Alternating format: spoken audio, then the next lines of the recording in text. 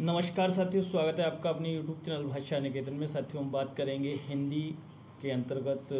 आज भाषा में हम देखेंगे हिंदी की संवैधानिक स्थिति, 8वीं अनुसूची और हिंदी भाषा का विकास क्रम। इन 3 बिंदुओं पर आज हम साथियों संपूर्ण हिंदी के अंतर्गत आज चर्चा करेंगे। तो साथियों, यह है सेट हमारा, कहें तो कौन सा है क्लास, यह हमारी दूसरी है। ठीक है, तो चलिए देखते हैं आज का हमारा सेशन। देखिए, सबसे पहले हम साथियों बात करेंगे हिंदी की संवैधानिक स्थिति। ठीक है, हिंदी की संवैधानिक स्थिति।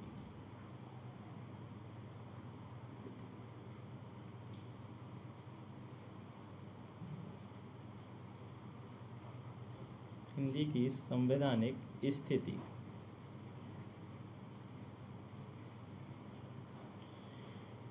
और साथियों, हिंदी की संवैधानिक स्थिति में हम महत्वपूर्ण बिंदुओं पर चर्चा करेंगे। ये हमारा आज का पहला बिंदु है, हिंदी की संवैधानिक स्थिति।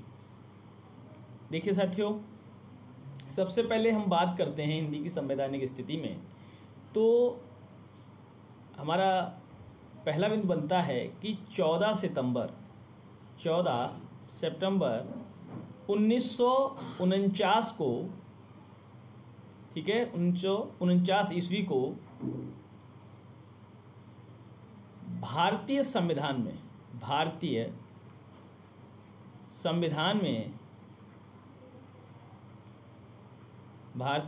में हिंदी को राजभाषा का दर्जा दिया गया।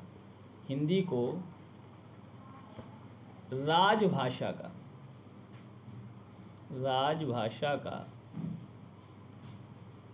दर्जा दिया गया।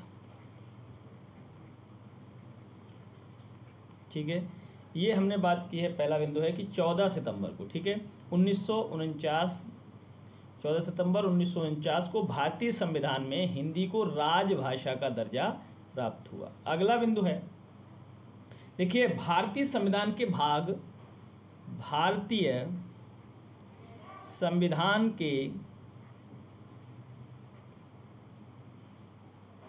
ये गलत लिख किया है यहाँ। भारतीय संविधान के भाग कौन कौन से? 5, 6 और 17 में राजभाषा संबंधी उपबंध हैं।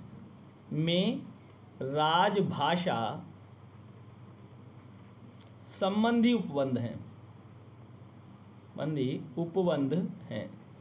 तो कौन कौन से भाग में? तो भाग 5, भाग 6 और भाग 17 में राजभाषा संबंधी उपबंध हैं।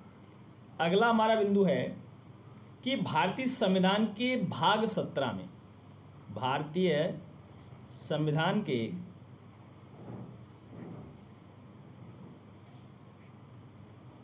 भाग 17 में, ठीक है, भाग 17 में 4 अध्याय हैं। कितने अध्याय हैं? 4 अध्याय हैं।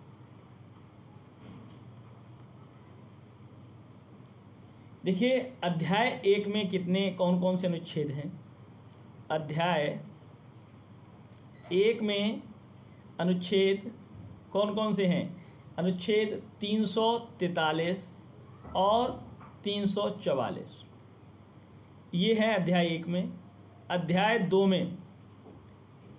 में कौन कौन से हैं? अध्याय 2 में हैं 345 और 47, अनुच्छेद 345 और कहाँ तक? 47, माने 345, 46 और 47। ठीक है, और देखिए, चलिए अगला पेज लेते हैं। और अध्याय आपके तीसरे में हैं अनुच्छेद 348 और 349। अध्याय 4 में अनुच्छेद 350 और 351। ठीक है, याद रखना है।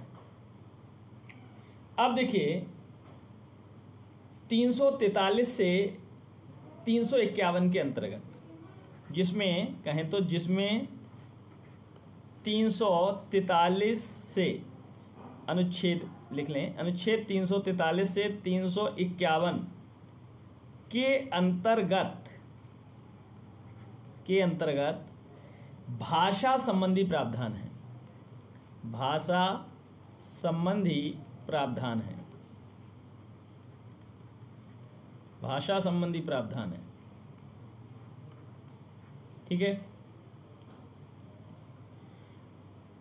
अब देखिए महत्वपूर्ण बात है कि इसे मुंशी आयंगर ने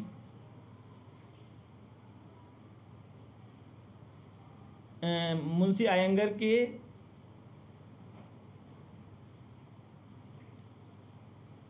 नाम से मुंशी आयंगर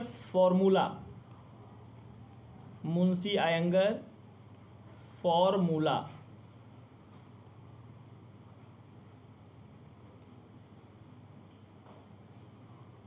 का नाम दिया। ठीक है। इसके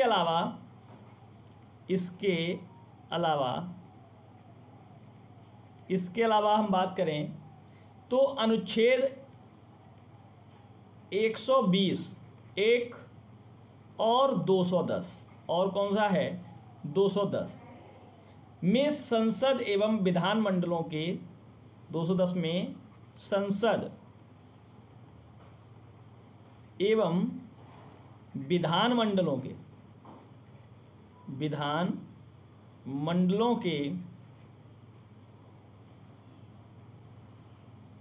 भाषा संबंधी विवरण है, भाषा संबंधी विवरण है।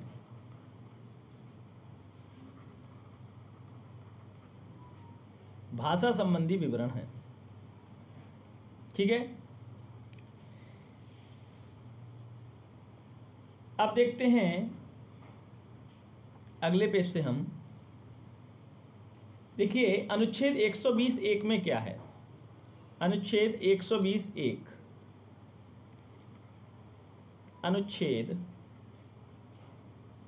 120 एक में क्या है। ठीक है, इसको हम देखेंगे। देखिए अनुच्छेद 120 एक के अनुसार, इसके अनुसार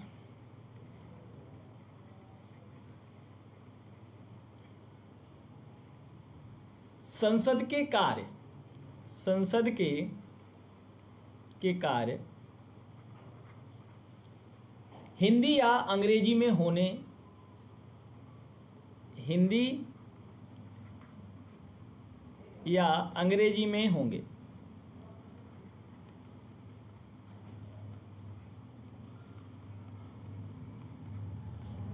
ठीक है, हिंदी या अंग्रेजी में होंगे। यदि कोई व्यक्ति हिंदी या अंग्रेजी में विचार प्रकट करने में असमर्थ है, यदि कोई व्यक्ति हिंदी या अंग्रेजी में विचार प्रकट करने में असमर्थ है,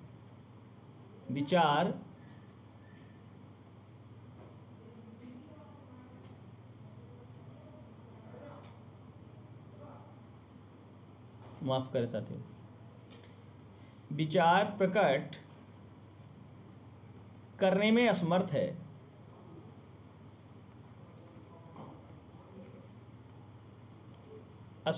है, तो लोकसभा का अध्यक्ष या राज्यसभा का सभापति, तो लोकसभा का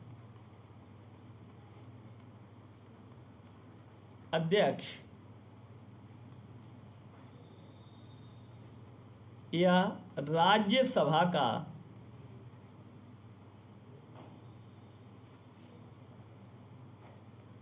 सभा का कौन? सभापति।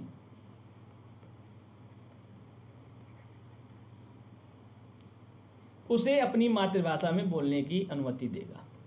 उसे अपनी मातृभाषा में बोलने की अनुमति देगा। ठीक है, ये आ गई एक तो महत्वपूर्ण बात।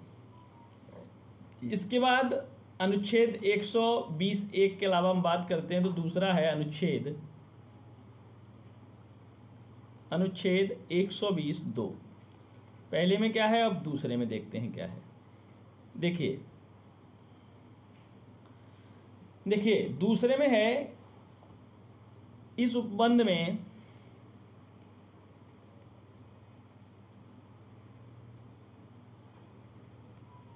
जब तक संसद विधि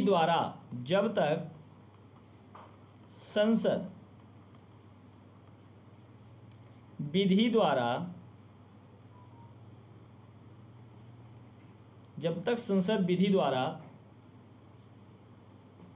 अन्यथा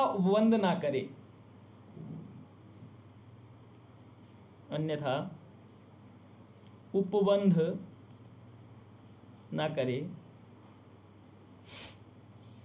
तब तक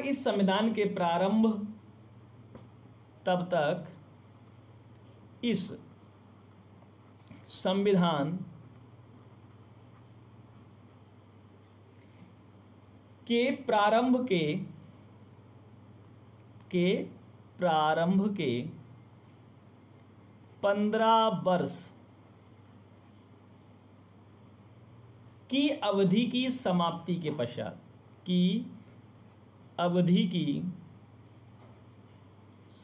के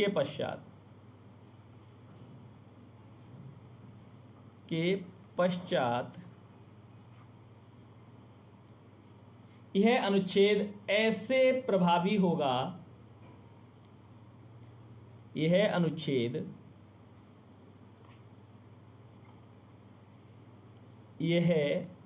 अनुच्छेद ऐसे प्रभावी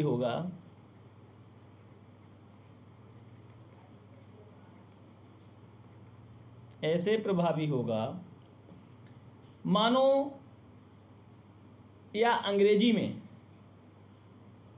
मानो शब्दों का उससे लोप कर दिया गया हो, या अंग्रेजी में भी, ठीक है,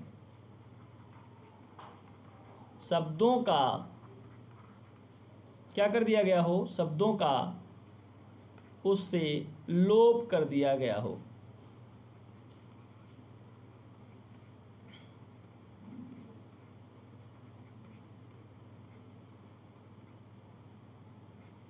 चलिए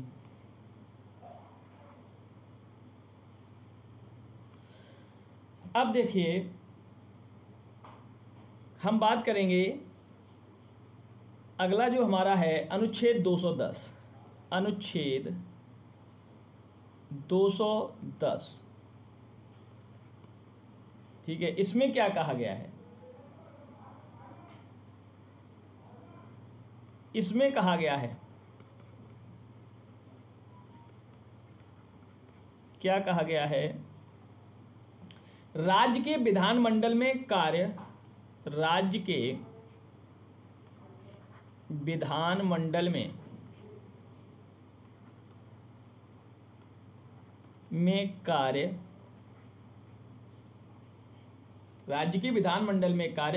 की राजभाषा या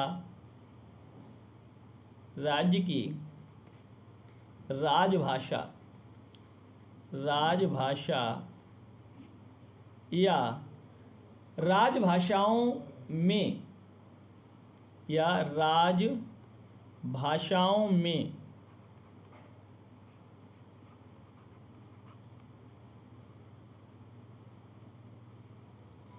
या हिंदी या अंग्रेजी में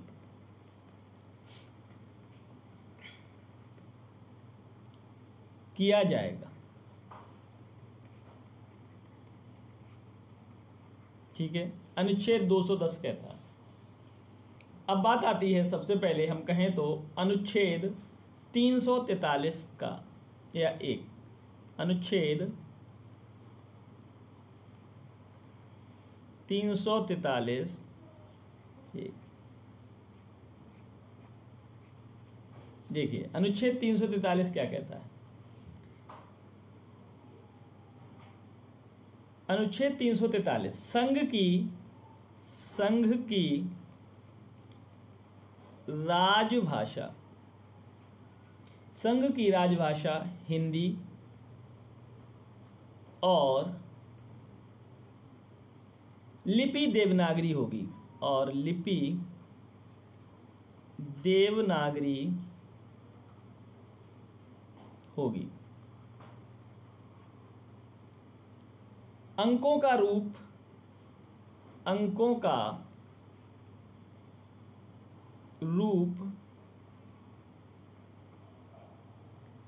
भारतीय अंकों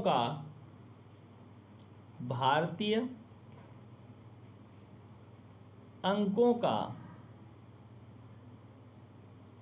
अंतर्राष्ट्रीय रूप होगा, अंतर्राष्ट्रीय रूप होगा,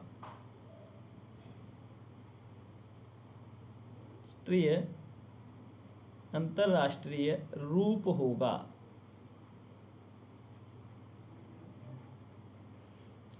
संघ की राजभाषा हिंदी और लिपि देवनागरी होगी। अंकों का रूप है वो है भारतीय अंकों का अंतर्राष्ट्रीय रूप होगा। यह अनुच्छेद कौन सा कह रहा है? 343। चलिए देखते हैं। अगला हमारा अनुच्छेद है 344। अनुच्छेद 344, ठीक है, 344। देखिए 344 क्या कहता है? राजभाषा के संबंध में, राजभाषा के संबंध में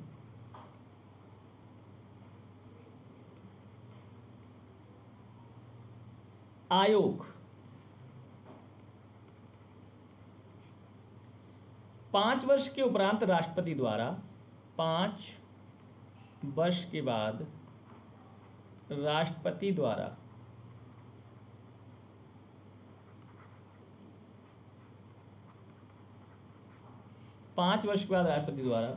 और संसद की समिति, राज्य भाषा के संबंध में आयोग और संसद की समिति,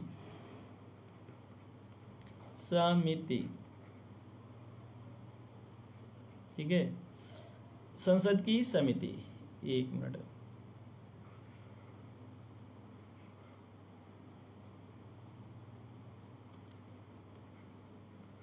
संसद की समिति, यह कितने वर्ष बाद? 10 वर्ष के बाद, 10 वर्ष बाद, ठीक है। राजभाषा के संबंध में आयोग 5 वर्ष के बाद और संसद की समिति के आयोग 10 वर्ष के बाद, ठीक है। 344 में दिया गया है। अनुच्छेद 345,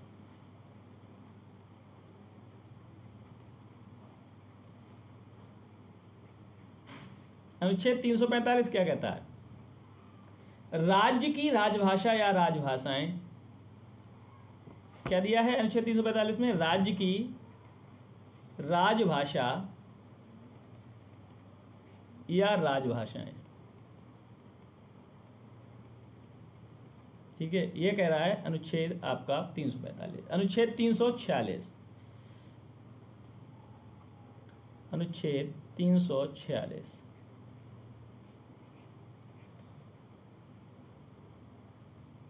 देखिए, एक राज्य और दूसरे राज्य के बीच, एक राज्य और दूसरे राज्य के बीच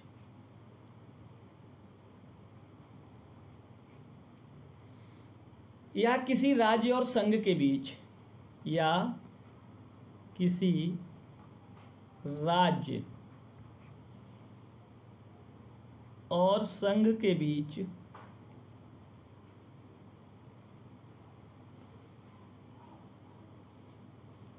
पत्राचार की राजभाषा, पत्राचार की राजभाषा, यह अनुच्छेद किसमें वर्णित है? 346। क्या है कि एक राज्य और दूसरे राज्य के बीच या किसी राज्य और संघ के बीच पत्राचार की राजभाषा, अनुच्छेद 346 में। देखते हैं अगला अनुच्छेद हमारा 347, अनुच्छेद 347।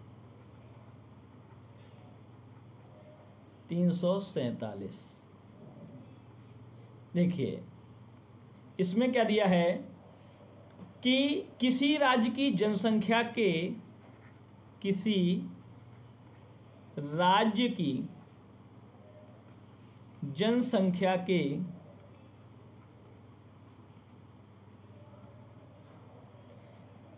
किसी अनुभाग द्वारा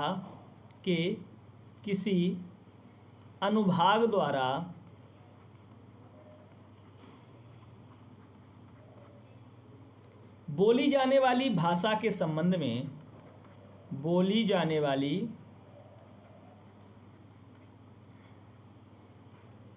भाषा के संबंध में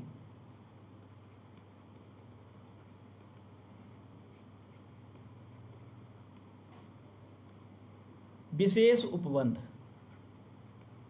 विशेष उपबंध,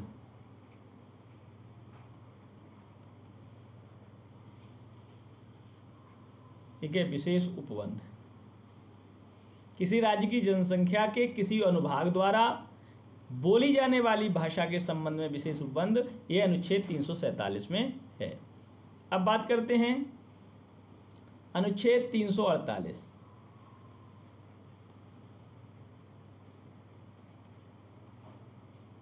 क्या दिया है? उच्चतम न्यायालय और उच्च न्यायालय में,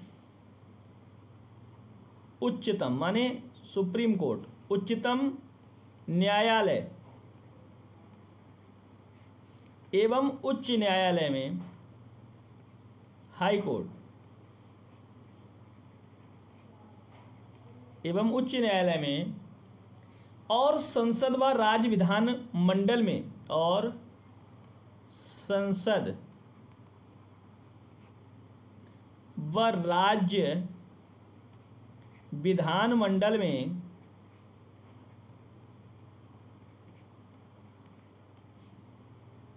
विधेयकों,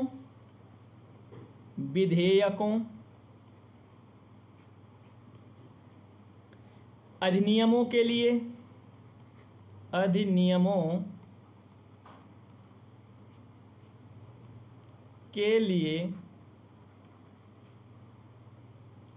के लिए प्रयोग की जाने वाली भाषा, प्रयोग की जाने वाली भाषा, यह है अनुच्छेद 348। अगला है अनुच्छेद 349।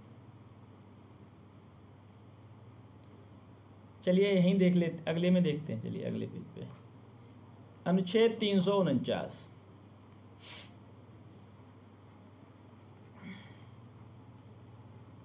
अनुच्छेद 349 क्या कहता है? भाषा से संबंधित, भाषा से संबंधित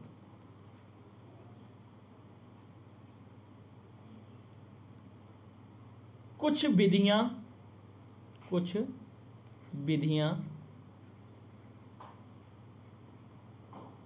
अधिनियमित करने के लिए विशेष प्रक्रिया, अधिनियमित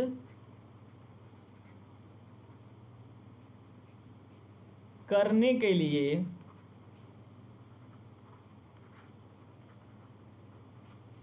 विशेष प्रक्रिया,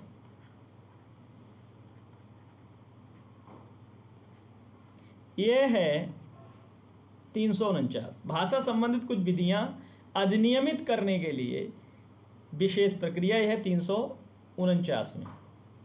अब अनुच्छेद है हमारा कौन सा? 350। तो अनुच्छेद 350 में क्या है? अल्पसंख्यकों की भाषा से संबंधित 350 क्या है? अल्पसंख्यकों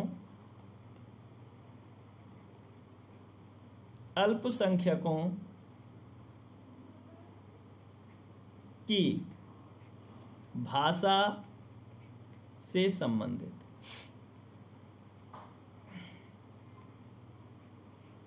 अल्पसंख्यकों की भाषा संबंधित अनुच्छेद 350 में। और आखिरी हमारा अनुच्छेद 351।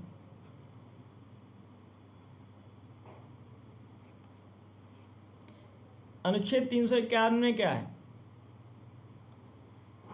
हिंदी के विकास के लिए निर्देश। हिंदी के विकास के लिए निर्देश।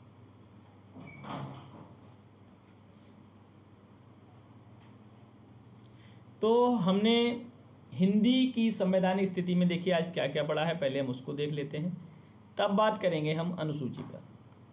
देखिए हिंदी की संवैधानिक स्थिति 14 सितंबर 1949 ईस्वी को भारतीय संविधान में हिंदी की राजभाषा का दर्जा दिया गया।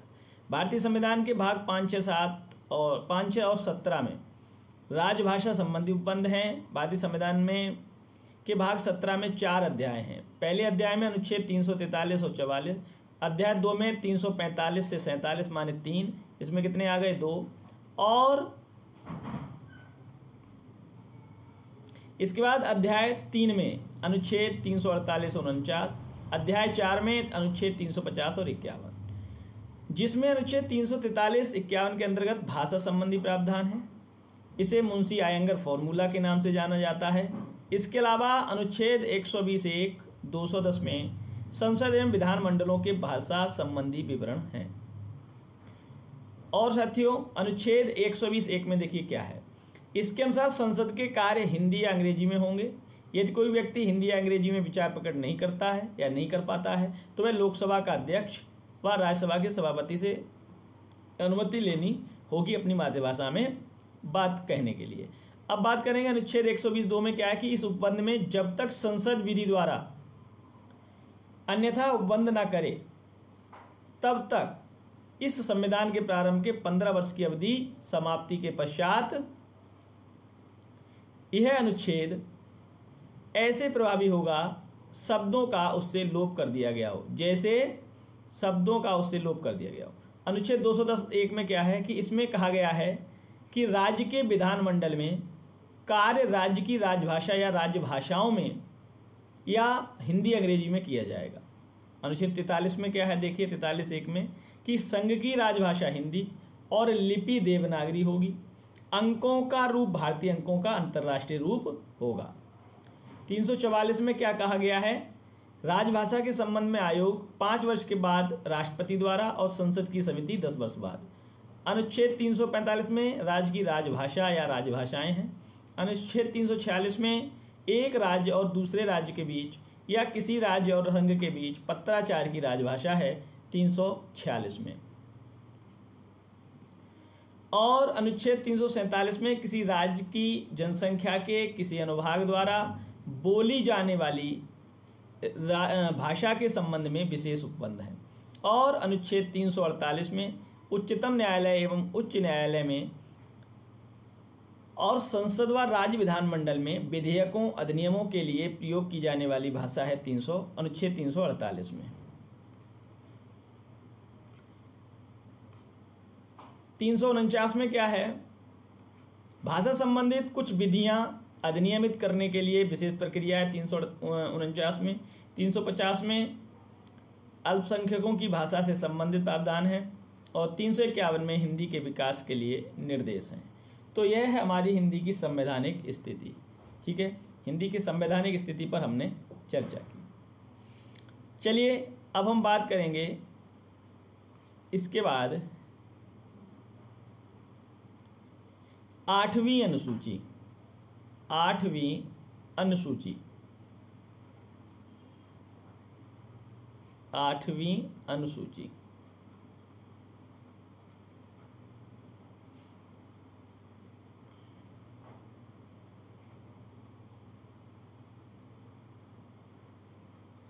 तो 8वीं अनुसूची क्या कहती है? सबसे पहले महत्वपूर्ण बिंदु है कि संविधान की 8वीं अनुसूची में हिंदी सहित 14 भारतीय भाषाएं थीं, ठीक है, अब नहीं है, अब ज़्यादा हैं। तो संविधान जब हमारा बना था तब की बात है कि संविधान की 8वीं अनुसूची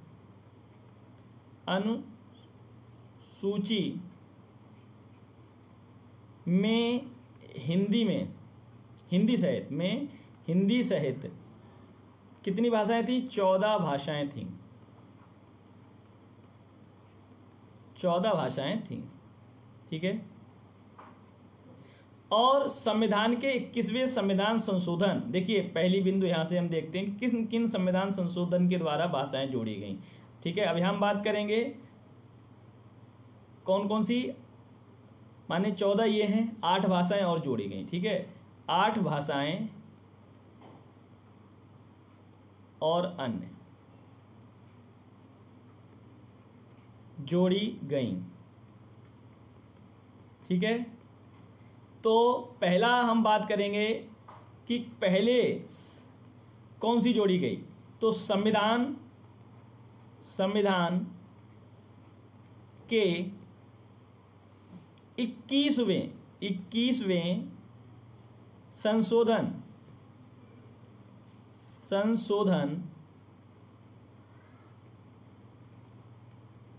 अधिनियम कौन सा था?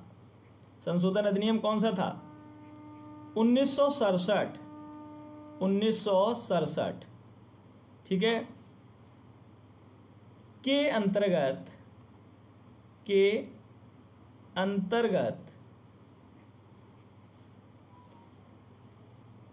सिंधी, कौन सी भाषा थी?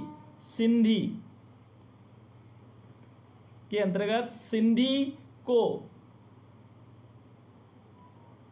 8वीं अनुसूची में जोड़ा गया, 8वीं अनुसूची में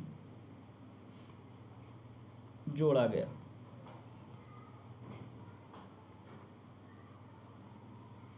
देखो संविधान के 21वें संशोधन, ठीक है, 21वें संविधान संशोधन 1967 के अंतर्गत सिंधी को जोड़ा गया है।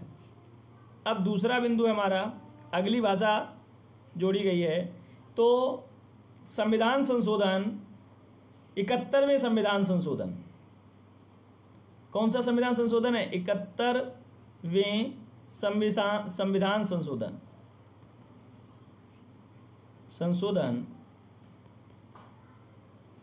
अधिनियम, कौन सा? अधिनियम 1992 के द्वारा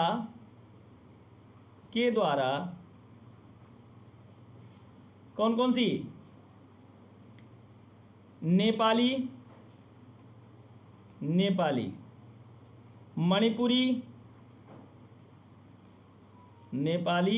मणिपुरी और कोंकणी, ठीक है, को 8वीं अनुसूची में जोड़ा गया, 8वीं अनुसूची में जोड़ा गया,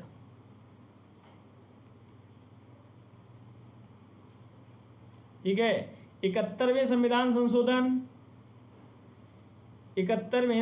संशोधन अधिनियम 1992 और 21वें संविधान संशोधन 1967 के तहत सिंधी और 92 के तहत नेपाली, मणिपुरी, कोंकणी को जोड़ा गया।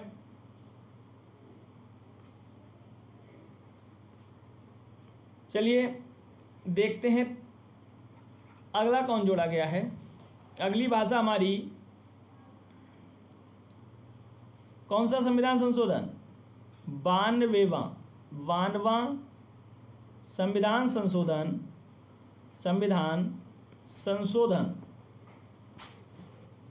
92वां संविधान संशोधन अधिनियम 2003, अधिनियम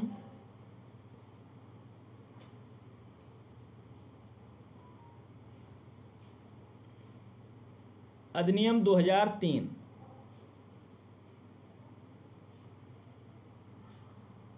ठीक है, यहाँ वैसे लिख देते हैं 2003 सॉरी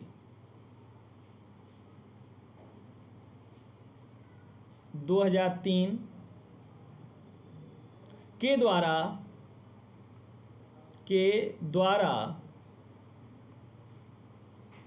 कौन सी के द्वारा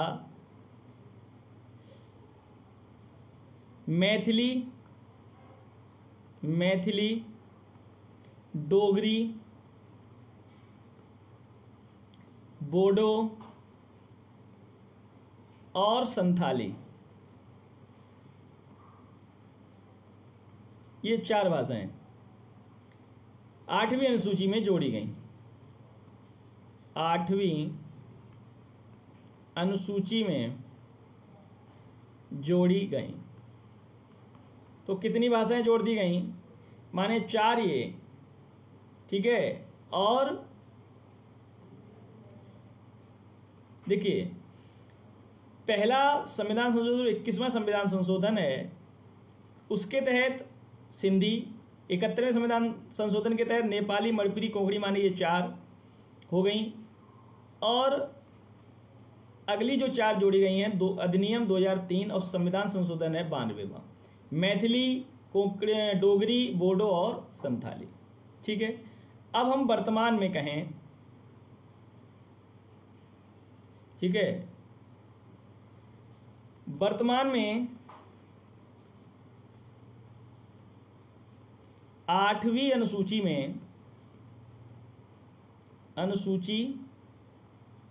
में कितनी भाषाएं हैं? 22 भाषाएं हैं। 22 भाषाएं हैं। देखिए कौन कौन सी हैं। पहली है असमिया,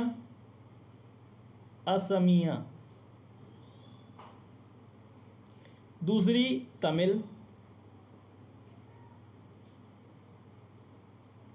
तीसरी तेलुगु, चौथी है बंगला, 5वीं है उड़िया,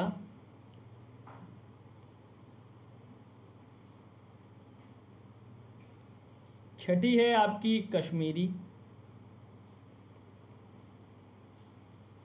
7वीं है मलयालम,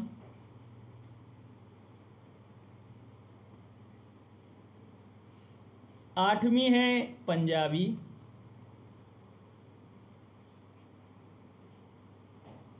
9वीं है आपकी संस्कृत,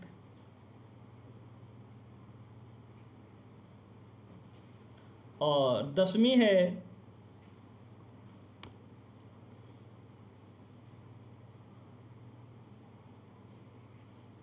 है हिंदी,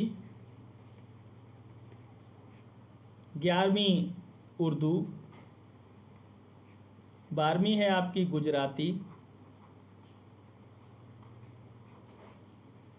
13वीं है मराठी,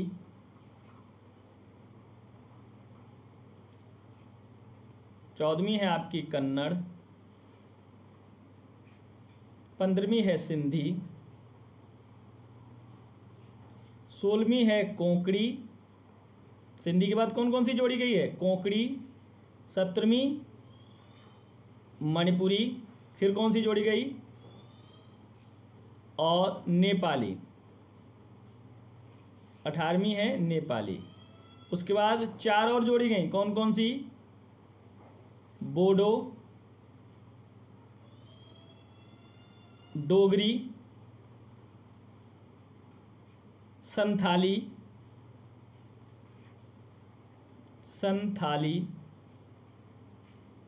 और 22वीं जोड़ी गई है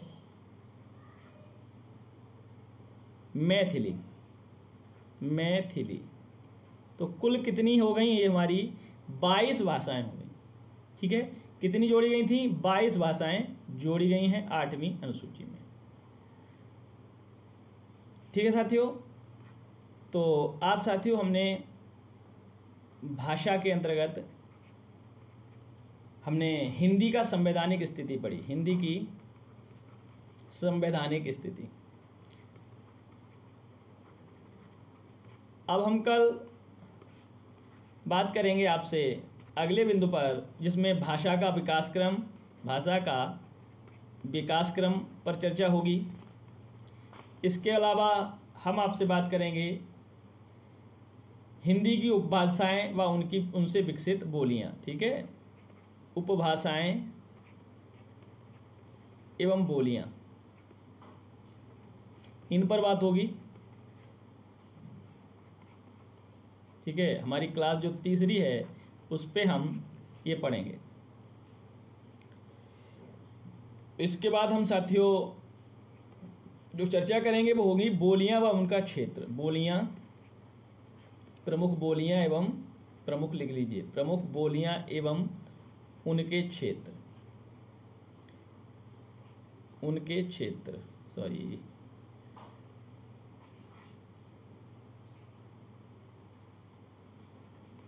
ठीक है। तो इन 3 विषयों पर हम अगले वीडियो में, अगले क्लास में आपसे चर्चा करेंगे। ठीक है, ये हमारी आज की क्लास कौन सी रही है? हमारा हिंदी, सामान्य हिंदी या कहें तो संपूर्ण हिंदी का हमारा जो सेशन है उसमें दूसरा वीडियो ये हमारा रहा है। ठीक है, तो साथियों चैनल पर नए हैं तो प्लीज़ चैनल को सब्सक्राइब कर लीजिए और वीडियो को पसंद किए हैं तो लाइक कर लें, शेयर भी कर दें। ठीक है, फिर मिलते हैं अगले वीडियो में, तब तक के लिए नमस्कार, धन्यवाद।